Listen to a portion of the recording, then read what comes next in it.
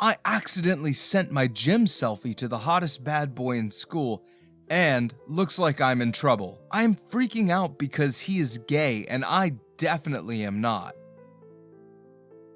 I am sexting with the school's prettiest guy behind my parents' backs. It takes me exactly 1 minute and 45 seconds to realize whom I sent my rather provocative picture to. It takes me exactly 1 minute and 45 seconds to realize that I didn't send it to my best friend Stefan. I sent it to Steve, the school's popular gay boy of all people. Not popular just for being gay, but for a lot of things, like sports and his academic records. However, now back to the problem at hand. In my defense, I was not sexting with my best friend. I just wanted to boast about my gym wins to Stefan, but instead of clicking on his name, I ended up clicking on Steve's. And then I took almost 2 long minutes to realize what I'd done. I can blame my sleepiness for this, so what if I clicked the picture when I was still active enough to parade around my bedroom looking at all the assets I gained in the last year or so? The idea of clicking the picture and sending it to Stefan came sometime after 11 in the night, and by that time I was nearly asleep. Not now, though. It's 11:45 p.m. and I am wide awake, looking at the innocent red receipt on the chat box. How do I always find myself in these kind of situations? I do not know, but I am here and that is undeniable. Why do I even have Steve's number on my phone, one would wonder. There's always an answer, and here's mine. A few months back, during the peak college hours, our dean decided we needed a cultural event in the campus to get the students back in the spirits. Everyone on the campus is always worried about one thing or the other, and the dean thought, well, what if we sing and dance and forget about it all for a few days? As if he were in a cringy and wannabe high school rom-com. His words, not mine. Everyone agreed, obviously. And then, several teams were set up. Steve and I were grouped together to handle those teams and to make sure everything and everyone was according to the schedule. Pretty important work, right? The thing was supposed to keep us busy, and we were. But then Steve and I spent so much time together that I may have developed a tiny bit of a crush on him. That's a lie. My crush was huge. But in my defense, Steve is the kind of guy on whom you cannot crush on. Anyway, even though the cultural program ended, I still did not delete his number, secretly hoping that something would bring us together. And now, I am here, utterly and hopelessly in a very bad place. 5 minutes later, Steve hasn't replied yet. Taking it as a sign, I clicked on the delete button for the picture to spare us both the shame of replying to what I have just sent. Maybe Steve just checked the picture and then logged off the chat? His status is offline anyways. But, just as I delete the picture, Steve starts typing. I get off the bed and pace around my bedroom, simultaneously nervous, biting on my fingernails and looking at the chat. What is he going to type? A swear? Or even more horrible, I didn't know you were like that, Hughie. I am not. I am not gay, or at least I hope I am not. It would save me a lot of trouble from my parents. Steve's reply comes a minute later. Aw, why did you delete it? You've got a nice butt. Confused and terrified at the compliment, I switched off my phone and jumped on my bed. I know trouble's brewing, and so I look at the little sculpture of Jesus sitting on my bedside table and hoping that it's not too bad. The next day. At school and in the morning, Stefan is barreling some stories about his girlfriend on my side. I am trying to understand what he's trying to tell me, but it's a hopeless case when my attention is everywhere but on him. I did not sleep well last night for obvious reasons, and now I am wondering how many people know about the little stunt I accidentally pulled yesterday. Throughout the night, I imagined students jeering at me and laughing right into my face, pointing and telling me, "Look at that little kitty, he's hiding because his parents cannot tolerate a little bit of gay." But when the first period passes and nothing happens, I find myself relaxing just a tad bit more. If Steve hasn't told anyone about it, then I am safe for the most part. Now, I just have to avoid Steve. The rest will sort out on its own. Oi, seriously, Stefan mutters. I've been trying to get your attention since this morning. What's up with you today? I stop biting on my fingernails when he glares at me. Nothing? Stefan gives me a deadpan look. I know you like the back of my hand. Thanks for the information, Stefan. He slaps a hand on the table. We are in the cafeteria, and I am suddenly glad of the other sheer number of students around us. The crowd around us makes us just another pair of two people on this good planet Earth. Tell me what happened. I give him a soft smile. You're looking too much into it, Stefan. He leans over the table. What did you do? But before I can explain what I have done, a wave of a hand brings us out of the tension. It's Steve. Obviously it's Steve. I stifle a sigh and then look at him when he calls out my name with a sickening sweet smile. Stefan watches us both in silence. Hey, Hughie, Steve calls. How are you doing? I'm fine, I tell him with a smile of my own. What's up? You tell me that, he replies and grabs a chair to sit on it. I internally groan.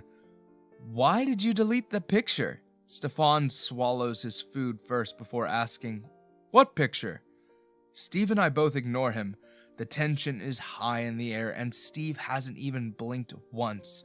I swallow and nervously start bouncing my leg under the table. I am not gay, I tell him. There was no point keeping it up. It was a mistake. Something crosses Steve's expression for a slight second before his expression smooths. He is not upset. Probably taken aback or something. I don't know. Oh, but I am, he replies, and stands up, dusting off imaginary dust from his t-shirt. And as a man, not only as a gay man, but as a man, I can appreciate a guy. And then he walks away. Walks away as if he hasn't just said the most ridiculous thing I have ever heard. And even so, a blush coats my cheeks, long after he has left. After 5 minutes of brutal silence, Stefan asks again what I have done. I sent him a selfie, I tell him. If question marks were real, Stefan would have been one now. I clear my throat and look away. I sent him a selfie of my butt, side view, and still in the pants. Don't give me that nasty look, you idiot. Stefan's loud laugh rings loud in the cafeteria for the longest time. A few days later, I asked you to join the gym to attract chicks, Stefan tells me, and then bumps his shoulder against mine when I glare at him. Girls, okay? Not chicks, but girls. But you're on to something else here, Hughie. I don't judge even our religion at all. I am not letting my parents know of this. Well, how bad can it be? It's just a selfie, it's not consequential, I tell him. It's not like it's such big news that I have to go and inform my parents of it. It's done. But it's not, because several hours later, and in the dead of night, I cannot help but scroll through my chat with Steve. Eventually, I stop at the latest one. Steve sent it to me 2 days ago, a day after our meeting in the cafeteria. It reads, Hey Hughie, I'm sorry if I came overbearing that day. I was just joking, unless you want it to be otherwise. And for the last 2 days, I've done nothing but wonder why he thinks I would want it otherwise.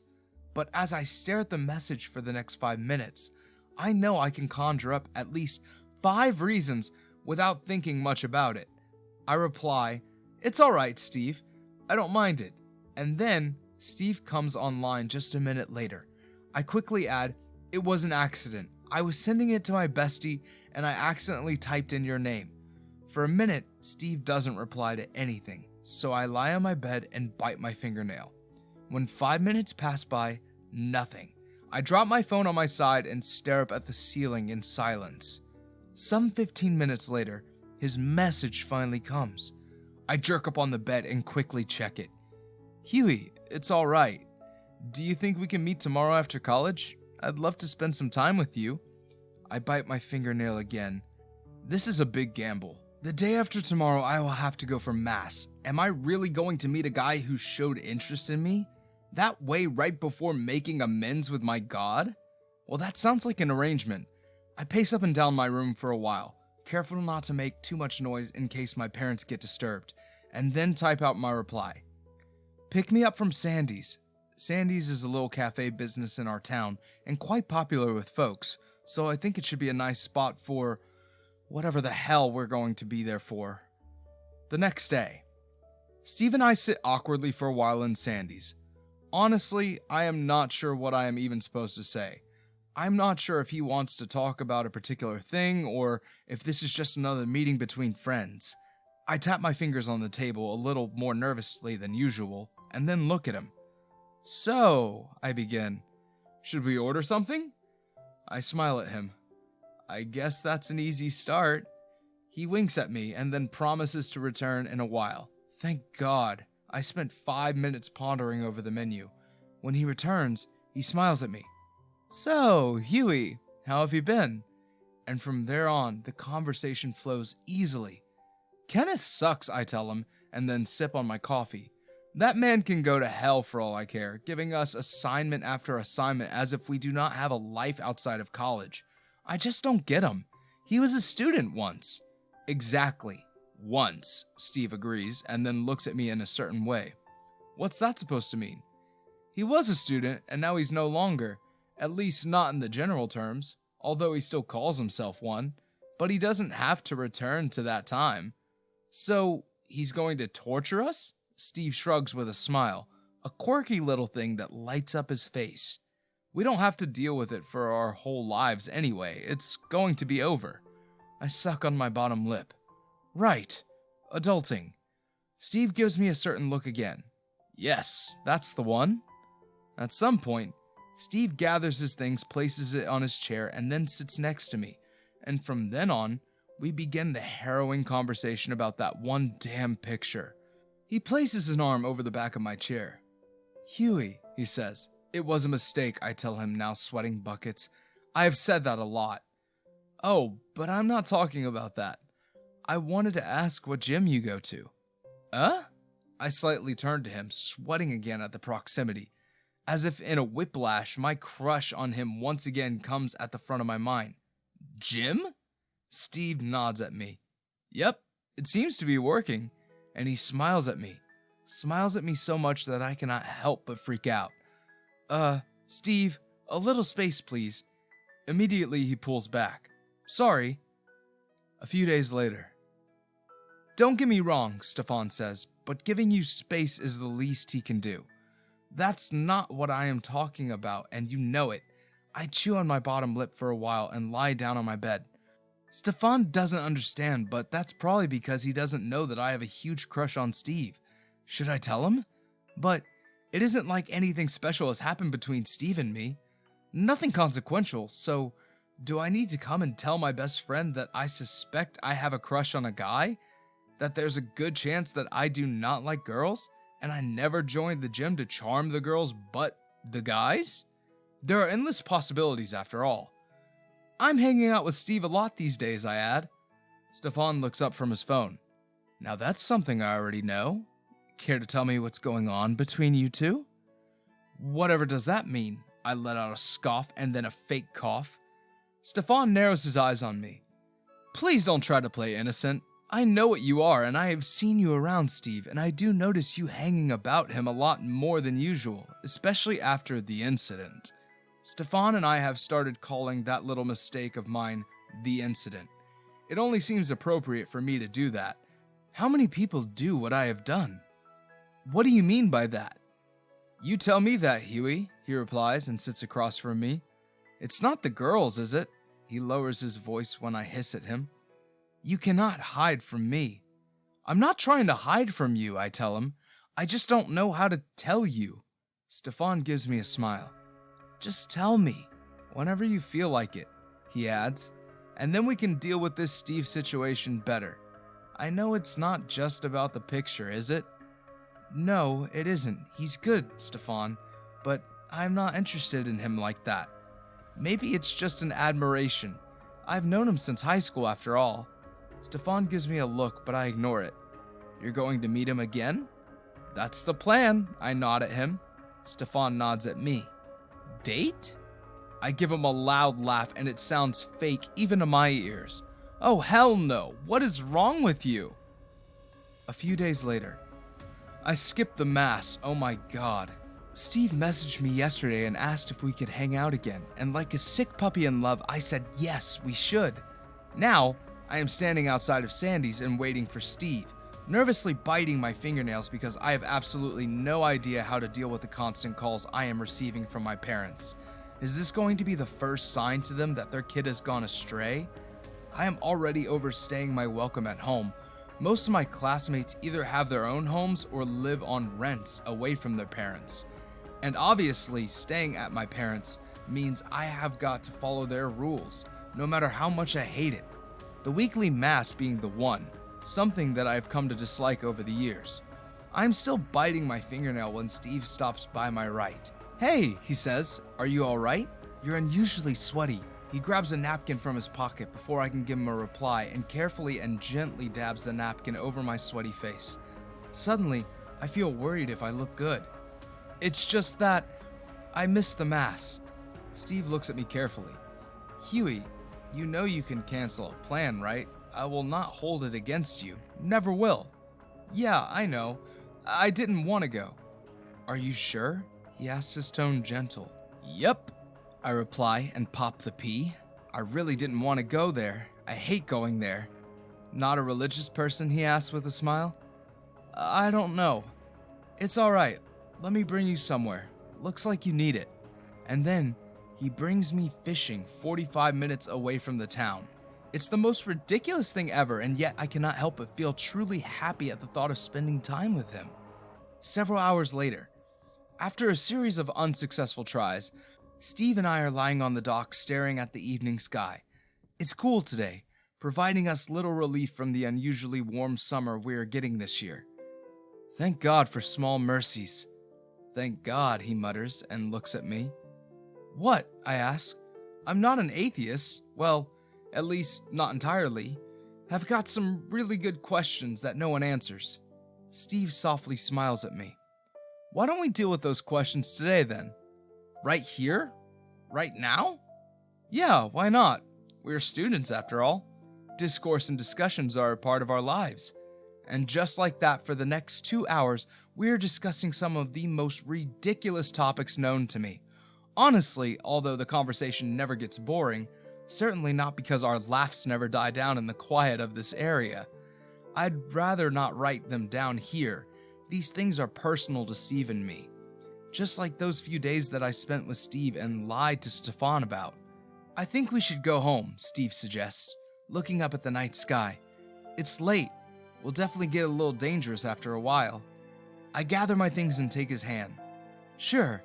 Thanks for today, Steve." He rubs a hand over my head. "You're always welcome to hang around with me, Hughie. In fact, I'd like that a lot." He doesn't let go of my hand until we reach his car. And okay, maybe I have started to like him just a tad bit more. The same night. Obviously, I said that a little too early. How could I forget about my parents, the bane of this particular issue at hand?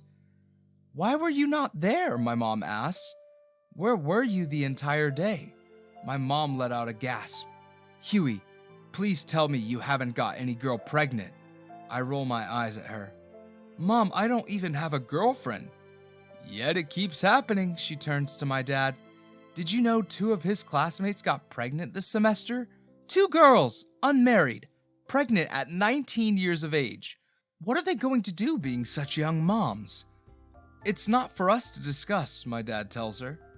She sighs and rubs a hand over her forehead. "I just don't want our Hughie to get into that problem. You cannot ruin a girl's life like that. You are too young." "Mom," I say, and let out a loud sigh. "I haven't gotten anyone pregnant."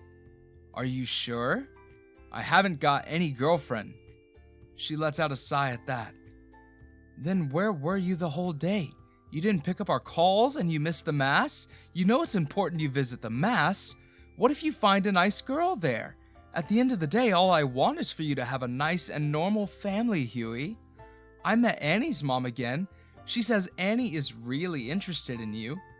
The more she continued, the more I thought that the irony wasn't lost on me. But, even more importantly, I am not going to tell her what I fear. She'll go bonkers. So at last, I told her that I was with a friend. "What friend?" she asked. Stefan said you weren't with him. I swallow a little at that. I should have warned Stefan before going out with Steve. I found a new friend actually, a classmate. A few days later, Steve and I are sitting at the dock once again overlooking the vast evening sky when he starts informing me about his older brother. I had to ditch my last class to come here. Steve had claimed that the beauty of this part of the town lies in the late evenings. And so, here we are. He was a troublesome guy, Steve tells me, but still good at heart. If it wasn't for that one little thing, he would have still been alive. How did that happen? Steve shrugs. My parents never told me what happened. They always said Camper left one day and didn't return home for weeks. Then, one day, the police came to our doorstep with his body. They said he died a few weeks ago. He died alone, they said. There was no one with him in his last moments.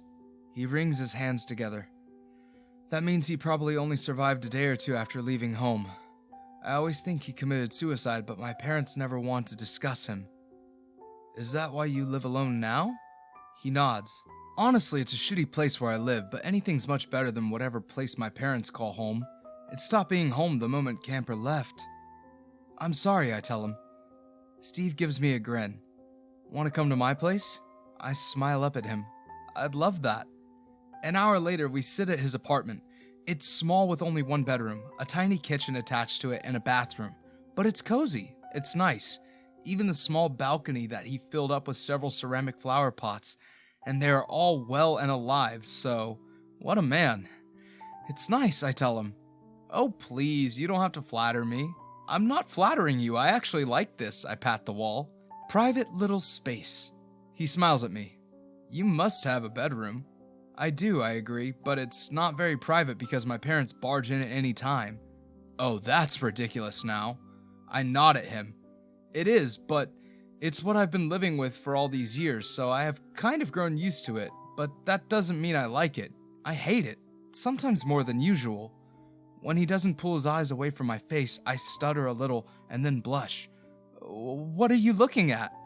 Don't move, he tells me. There's a spider on your head.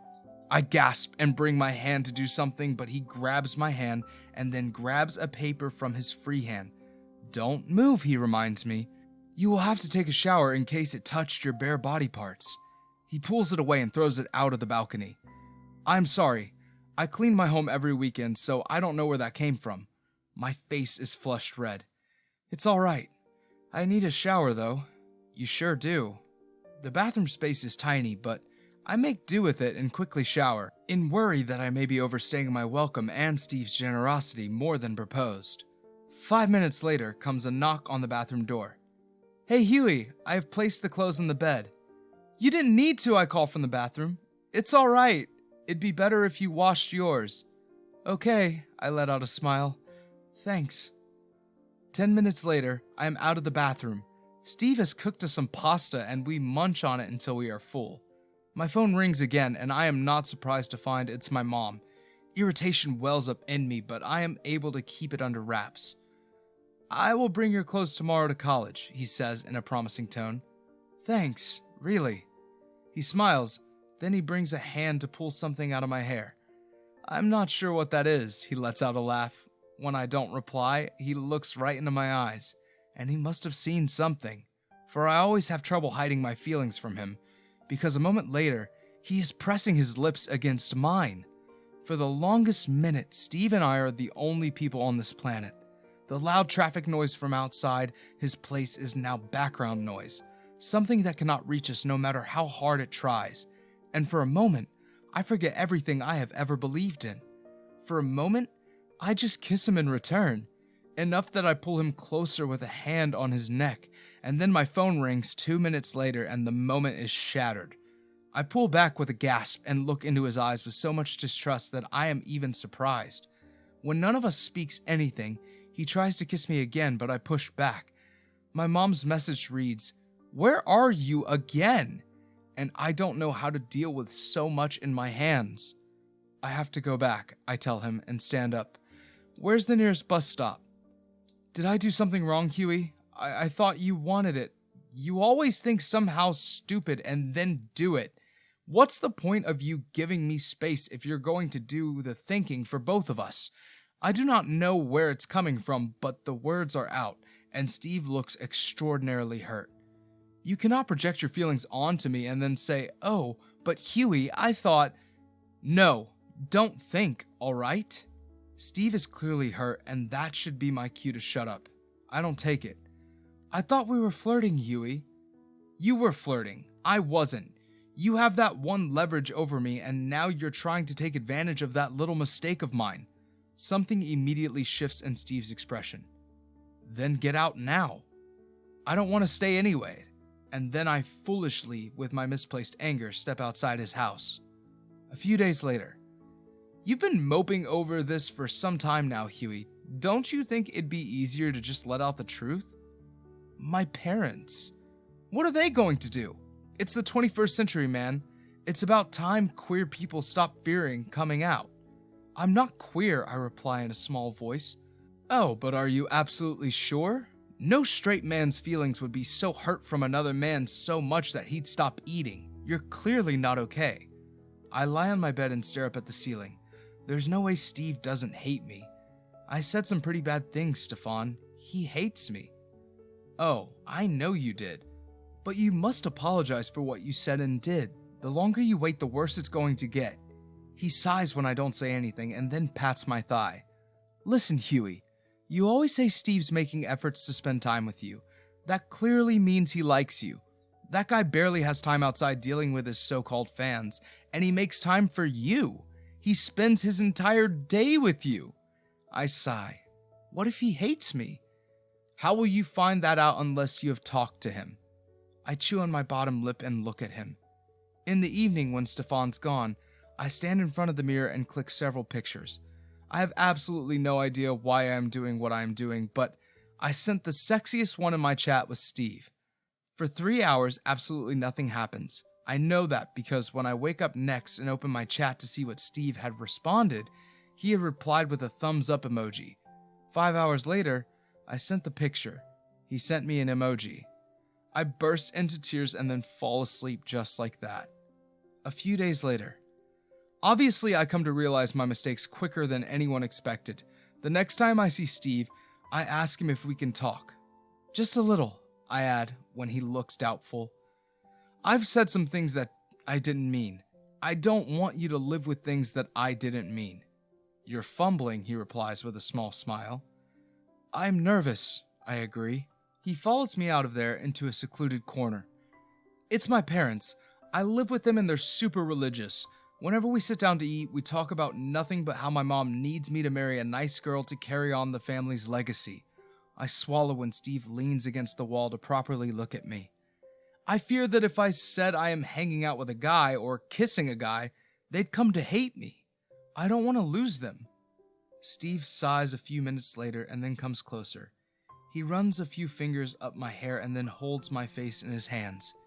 Hughie, I am not upset at you. You're not? No. It hurt a little. You did say some mean things, alright, but I am not upset at you. Steve grabs my hand then. Listen, I want you to know that no matter what happens, I am here, okay? You can count on me for everything. I smile at him. Thanks. It'll be alright with your parents. Thanks, Steve. He smiles at me. Can I come hang at your place tonight? Of course you can. A few days later. When things with Steve return to normal, I come to realize that it's better if my parents know about it. Sure thing, I don't know what will happen to us in the future, but I am willing to take the risk, even if it means that I will be brave enough to accept myself as I am in the future, even away from my parents and in front of strangers. So I sit down with my parents and tell them that I am seeing a guy. You're gay? I shake my head at my dad. I do not know what I am, Dad. I just know I like Steve. I have liked him for quite some time now and have only got the chance to be with him now. My mom doesn't say anything. I can build a normal family with Steve too, you know. Oh, she says, and then looks away. Mom, Dad, please say something. Give us some time, Hughie. My mom agrees in a heartbeat. Give us some time. I am sure it's not all bad. In the evening, I asked Steve if I could stay at his place. Stefan is out of town, so Steve's the only option. When he opens the door, I rush into his arms. They want some time, I tell him, but it felt too tense at home and I had to come here. Please tell me it's alright. Steve places a hand on the back of my head. Of course it's alright, Hughie. I smile into his shoulder. Thank you. Would you like some noodles? I cooked some for us. It's Hakka. Oh, I love Hakka noodles. I grin at him and he pulls me into the house. It'll be alright, I promise. When I told my parents, they took their time too. I mean, it took them a few years, but they don't hate me, so yay! I laugh at that. Yeah, I'm sure. He pulls me in a side hug and kisses my temple. Until things are alright at home, you are welcome to stay here, Hughie. In fact, you can shift here anytime. I place a kiss on his lips. Thanks, Steve. And to imagine, I have started dating my crush after a silly mistake gives me whiplash. Although, that little selfie nearly gave me a heart attack, I cannot help but feel grateful about it now. If not for that, I wouldn't have started this little glorious relationship with Steve. Not even if God had pushed me right into his arms. We all need a little push, and mine happened to be a selfie. A rather provocative one, but a selfie nonetheless. A few weeks after coming out to my parents, I brought Steve to my home and introduced him to my parents. And although my parents still looked like they need to come to terms with it, Steve's easy demeanor has certainly made things easy for us. Stefan has always been waiting for this, so he looks happy around us. And about Steve and me, well, let's just say no sharing of selfies is accidental anymore. The end. How do you dream of your first meeting with your crush? Thanks for watching. Consider subscribing to become part of our Rainbow Force, and stay wholesome.